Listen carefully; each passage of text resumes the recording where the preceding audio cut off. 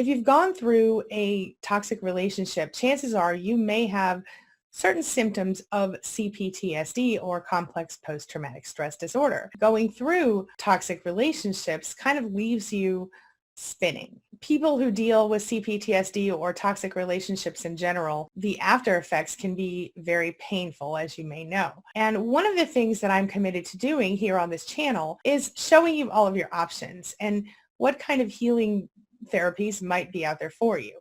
Well, today I'm sharing with you a special video where I've brought in some experts on Reiki, and they're going to explain to you not only how Reiki works, but how it can effectively help you with narcissistic relationship recovery. So today at queenbeing.com, we're going to talk about a few things you can do yourself at home to heal yourself and some other ideas that can help you get healed along the way. So let's get started. Closed captioning provided by Athena Moberg and c-ptsdfoundation.org. I'm Angie Atkinson, and this is Toxic Relationship Rehab, where I help you discover, understand, and overcome toxic relationships in your life. So if you want to take back your power, embrace your strength, and become the best possible version of yourself, hit that subscribe button, stick with me, and let's get going. So first, I'm going to introduce you to Heather and David, or rather, I'm going to let them introduce themselves. Take a look. I'm Heather. And I'm David. From Zen Rose Garden. Yes. Helping people create badass lives. That's what we do. That's what we do. Heather and David, welcome to my channel, and thanks for being here. Hey, Angie. Thanks for having us. We're excited to talk about some things that can help abuse survivors. Yes. So what exactly is Reiki, and how does it work? Where did it come from? Reiki originated as a healing technique developed by a guy named Miko Usui in Japan in the 1800s.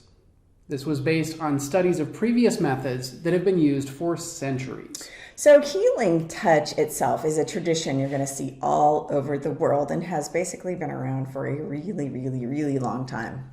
Since the dawn of time. We all know that the touch of a mother has been proven to stimulate a sense of safety and feeling loved. So if, like many survivors of narcissistic abuse, you didn't experience a healthy relationship with your mother, this might actually work out really well for you.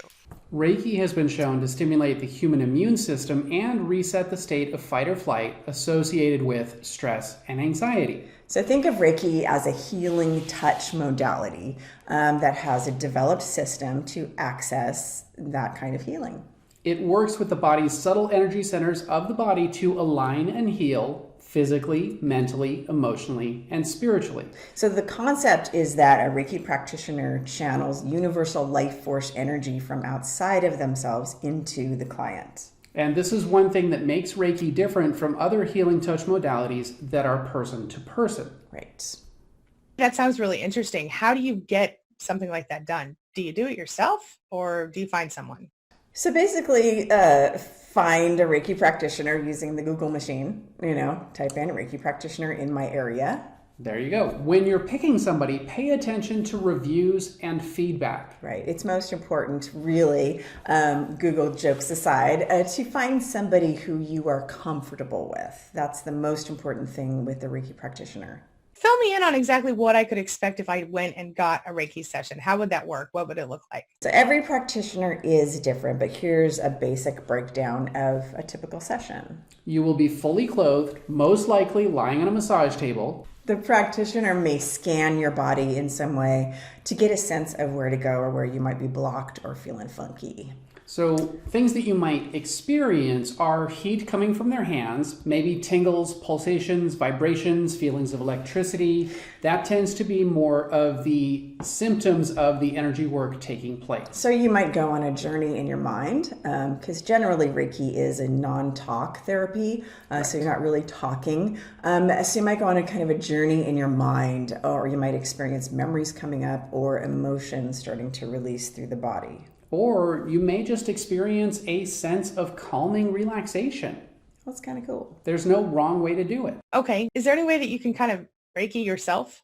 You can do Reiki on yourself, although technically the key to doing Reiki, specifically Reiki, is to receive a Reiki attunement from a qualified Reiki master. Now you can do a simple version of energy healing that can have a major benefit without any special skill. How does that work exactly? So think of it like an energetic meditation where you imagine the universal life force energy, whatever that is for you, prana or whatever, coming through your hands into where it needs to go on your body. And you don't have to know where it's supposed to go, just be that vessel. This can also be a great physical action that you can do to tell yourself that you are worthy of self-love and being nurtured. It's kind of, we found, a great way to heal from old codependent behaviors or patterns where you were looking outside of yourself for value, worth, and love. This way is kind of a physical action to show you, hey, I love myself, I'm all I need. Right. It kind of cuts out the middleman and gives you what you're hoping for outside of yourself. And these are behaviors that we've all kind of gone through at one point or another throughout our journeys.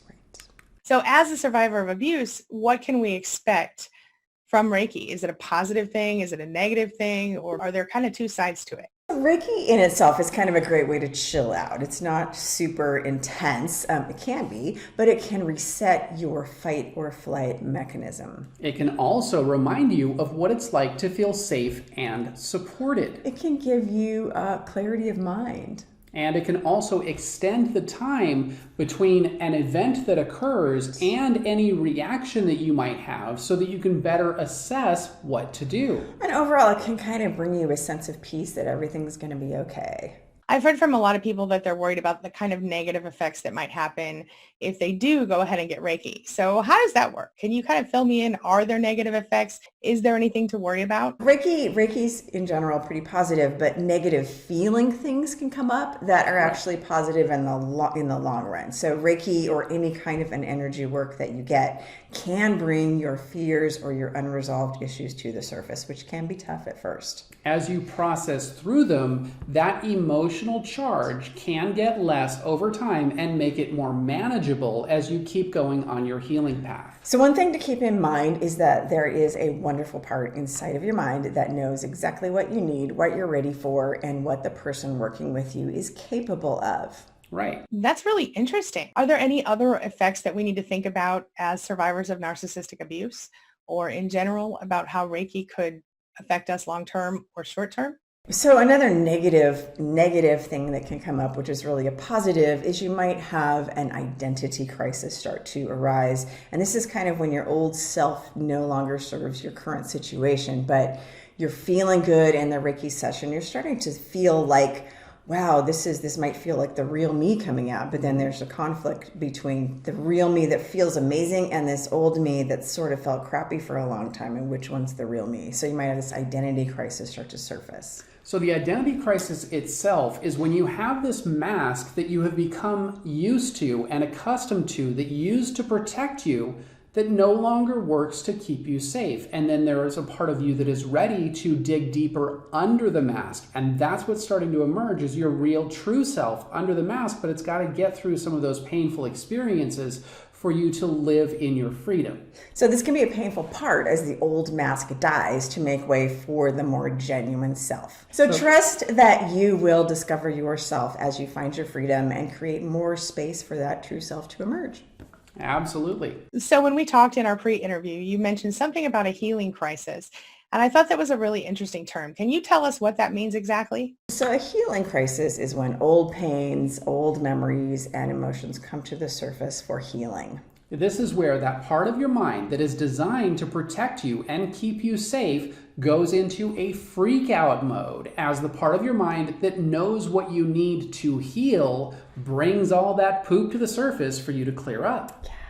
I want you to keep in mind that no matter what comes up, it is a part of your process. It is not what you're going to get stuck in. Can you share some actionable solutions for our viewers today? Well, my favorite one is bringing myself back to the present moment. As cheesy and simple as it sounds, I take a deep breath and bring myself back to the here and now and focus on what is in the present, because we feel stress and anxiety when our energy or our thoughts are in the past or in the future, like what's going to happen, or freaked out by what has happened. So a really simple breathing technique is to focus on your breath. Anytime that your mind wanders, bring your attention back to your breath. There's also a 5 senses technique, which takes this a little bit further. And in this technique, you're basically focusing on your breath, and you're also focusing on what you're hearing in the moment. what you're seeing in the moment, what you're feeling, tasting, smelling, all of your senses. Pay attention in the moment to what you've got going on, and that can really effectively bring you back to your present moment. This has been so interesting, David and Heather, and I'm so grateful that you came in today. Thank you so much. Thank you, Angie. We will see you next time. Thanks again, guys. Well, that was the interview. What did you think? This brings me to the question of the day. And the question of the day is, have you heard of Reiki? Have you tried it before? What was your experience like? And if you haven't tried it, will you try it now? Share your thoughts, share your ideas, share your experiences in the comments section below, and let's talk about it. I'm going to leave a link for you right there with more ideas for healing and different ideas for healing after a toxic relationship. Go take a look at it if you have a minute. Before I go, I want to take a quick minute to be grateful. I'd like to say thank you to everyone who watches my videos, likes my videos, subscribes to my channel, comments on my videos. Thank you. It really does mean a lot to me because every action you take helps me get one step further in helping another survivor do a little better today. And helping survivors discover, understand, and overcome narcissistic abuse is my mission in life, and it means a lot to me. And while I'm here, I'd like to offer a quick shout out to my amazing channel members, those people who choose to support me through the YouTube membership program, and you'll see their names scrolling right there. It means so much to me that you choose to support me in this way. It helps me to really take this business to the next level, and it means the world to me. And recently, YouTube rolled out a new program where I could offer different tiers of membership. So if you haven't seen that, click the join button and take a look at what some of the offerings are. It's pretty exciting stuff. Now, one last thing, make sure you take a look at the videos I'm leaving for you right there and right there, because they're really going to help you get a little further along in your healing.